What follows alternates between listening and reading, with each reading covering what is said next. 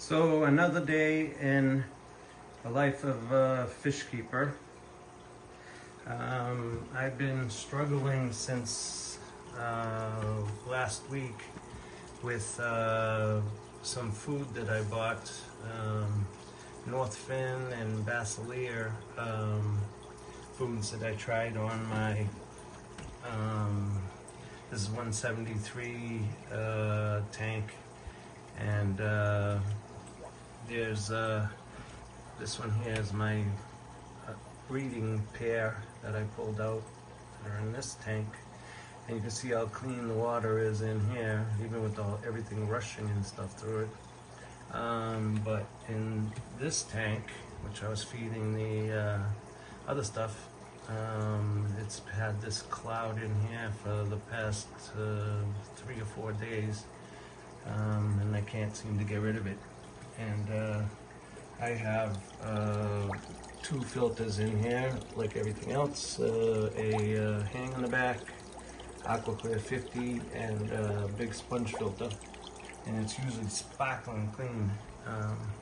And I have a lot of babies in here, and I would hate to have anything happen to it. So I have a system that I keep as a spare. I'll have to use it on this tank too. This is a grow-out tank for the green dragons, which are all hiding. But you can see the mess that it leaves behind. Whereas the other foods I was feeding never left anything. So I keep this Cascade filter. I'm not sure what size it is, but it's a big one. I think it's the biggest size. Has 1, 2, 3, 4, 5, 6 trays inside of it. 5 or 6 trays inside of it. And I keep it full of filter floss on ready, just in case something happens. That bucket's got citric acid in it, the powdered form, for cleaning salt scum, and also to make CO2. And the other tank has an Eheim on it, and 2 or 3. That's where I leave my spare sponge filters.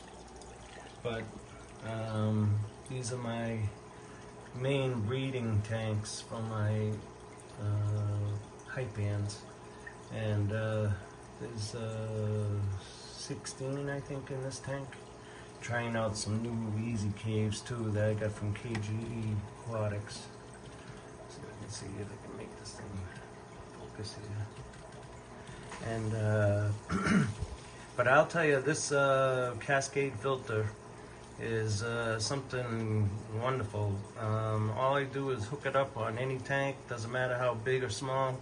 I find a way to get it in there, and all you do is, even with the hose is empty, I fill up the chamber in the bottom in the canister itself and plug it in, and off it goes. And it sucks the air in, and then the water, and bubbles, bubbles, bubbles, and then it pulses a little bit, and then it goes. There's a button to push here to help it, but it's usually tight. So I think the pulsing action helps. Well, here's a quick look at this tank. This tank is going through the same problem. This tank is a 30-year-old acrylic tank that I have. There's some cute big boy Pandagaras. Don't let anyone ever tell you that you can't keep Pandagaras together, because these guys have been together forever. And there's a very beautiful lemon male pleco longfin that I have. He's a beauty. He's got a lot of girlies in here too, and but he's kind of shy. I haven't seen any eggs in here yet this year. I'm not sure what's going on with him, but he's got lots of girls. And once that's the mother Amazon plant too for all my tanks and all the rooms. Usually I take everything out of here and redo it every once in a while, but I haven't touched that gravel on the bottom for 30 years. It's in there, It's I don't vacuum it. I don't do anything to it. If I touch it, something bad happens. So I just leave it alone. And tank is pretty good. 38 gallons, I think it is. U.S. Tanks make it.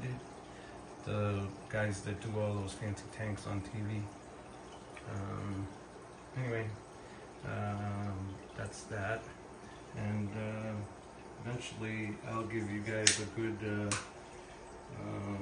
tour of the rest of the tanks in here. There's actually 18 tanks in this den. This is my grow-out tanks for my Super Reds, and you can see how much these stupid snails, I hate them, how much Vallisneria is in here.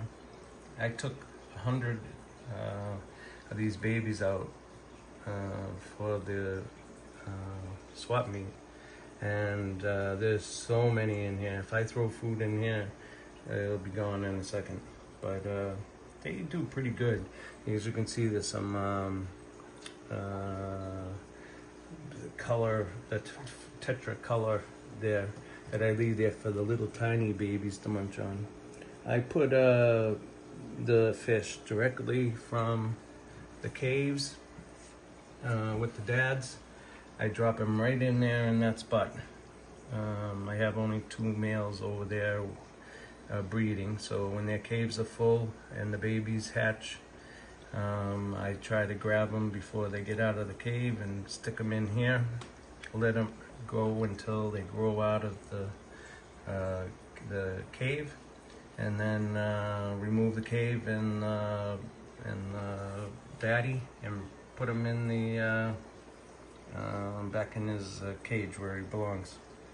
I mean his regular tank where he belongs. Sometimes I switch them up back and forth too, to try to mix up the mamas.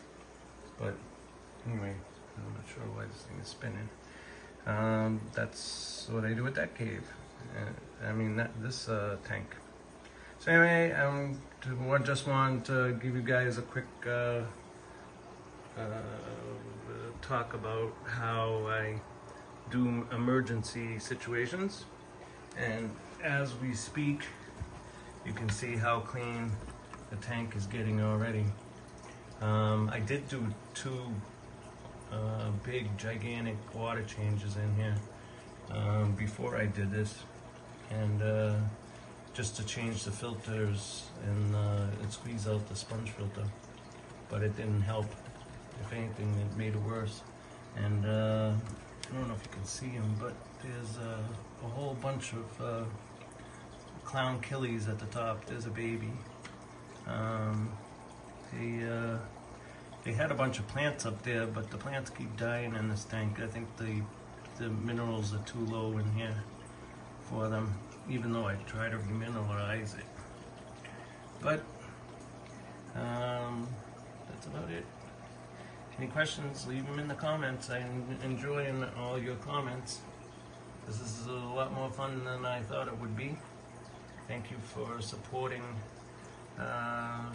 me and by watching and letting me know what you like and you don't like. I hope you have a wonderful day. Thank you very much. I'll swing over here just for a last look over here at this tank before we go. You can see something nice. End it on something nice. Move this prime bottle out of the way. Alright, have a wonderful day. Bye-bye.